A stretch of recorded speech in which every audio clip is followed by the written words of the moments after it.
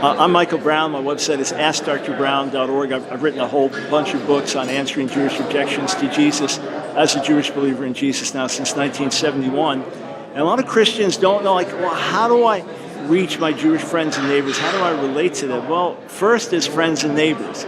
People are people.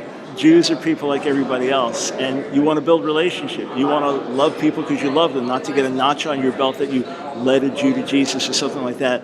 But the other thing is, the vast majority of American Jews are not religious. You know the Bible better than they do. The vast majority of Jews are not strictly Sabbath observant and getting up early in the morning and praying. So they're very religious Jews. They're in the scripture and Jewish tradition day and night and very, very devout. Your average Jewish person is going to be more secular, not that interested in Judaism. They'll feel very Jewish, but they're not that interested in Judaism in terms of observance. So when it comes to scripture, when it comes to relating to God, you're going to be a more spiritually oriented person than many of them. And one of the things you can do is share your testimony. That's always powerful.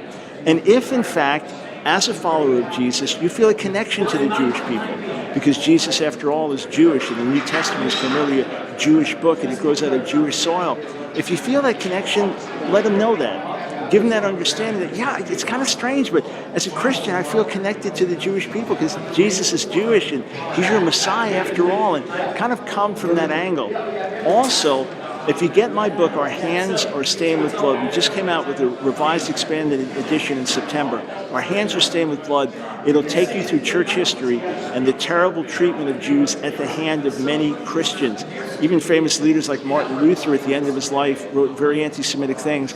To be sensitized to this is very helpful, because many Jews, even though they're not religious, they have a hands-off thing to Christianity because they associate that with persecution, crusades, inquisitions.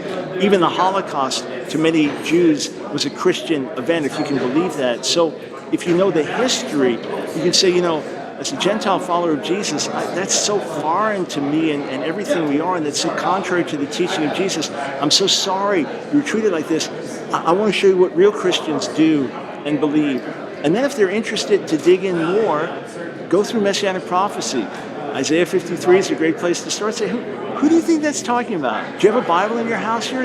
Let's open up your translation, whatever. Who do you think that's talking about? And if their hearts and minds are open, lead them to the Lord. The great majority of Jews that will get saved in America will get saved through the loving witness of a Christian friend or neighbor or coworker. That's how I was led to the Lord.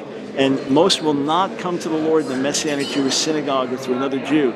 You could be the answer for them.